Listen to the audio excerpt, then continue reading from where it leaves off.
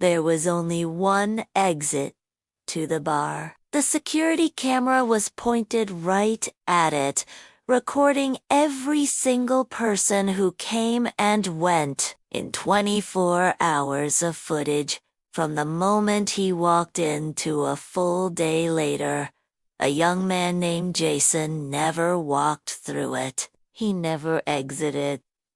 So where is he? This is the strange, dark, and mysterious story of the man who walked into a bar and never came out. Please do the like button a favor and tell them you're making them a special dinner. Then, when they sit down at the table, just serve them an empty plate and stare at them silently until they start to cry. Jason Bennett is a second-year medical student at a prestigious university, top of his class. He is the kind of person who has his entire life mapped out. Finish his residency by 30, join a pediatric practice, and start a family. He has a loving girlfriend, parents who adore him, and a future so bright it's blinding. He is responsible. He is dedicated.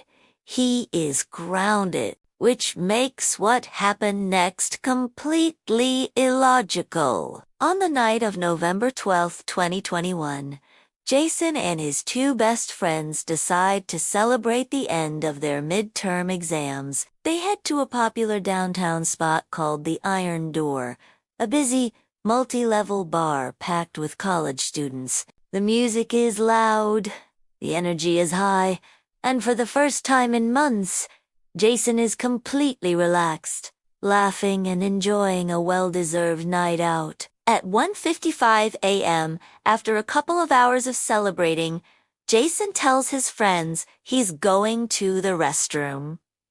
It's a trivial moment, a completely forgettable action. He gives his friend a quick pat on the back and heads toward the back of the crowded room. His friends, caught up in a conversation, barely notice him leave. They finish their drinks, assuming he'll be right back. But at 2:05 a.m., 10 minutes have passed, and Jason still hasn't returned. At first, his friends are just annoyed. The bar is closing, and they're ready to go home. They figure he might have run into someone he knew or stepped outside for a bit of fresh air, even though he doesn't smoke. They call his phone. It goes directly to voicemail. Irritated, they assume he got tired and just grabbed a cab home without telling them. They head back to their shared apartment, expecting to find him asleep in his bed. But his room is empty. The next morning, when Jason still isn't home and hasn't answered any texts, the annoyance turns into a cold, creeping dread. He missed his clinical rotation at the hospital, something he would never, ever do. The panic finally sets in, and they call the police. The investigation starts where Jason was last seen, the Iron Door. And this is where the case goes from a simple missing person report to an impossible paradox. The bar security system instead of the police review the footage, and it's crystal clear. At 1:56 a.m., we see Jason walk past the main bar and down a hallway toward the restrooms.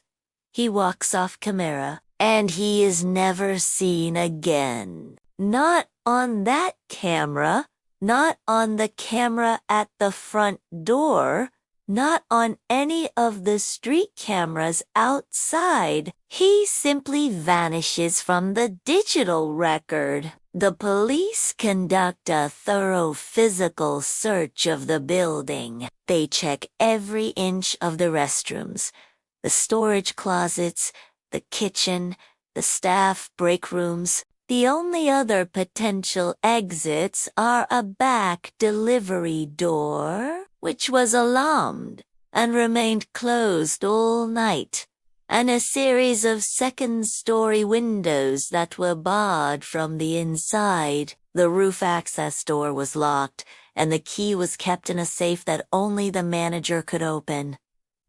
There was literally no way out. A canine unit is brought in to trace his scent. The dogs followed Jason's path perfectly, from the entrance, through the bar, and down the hallway. But then, in the middle of that narrow corridor, just feet from the restroom door, the scent just stops. It's as if he was lifted into the air. So what happened? The first theory is the most obvious.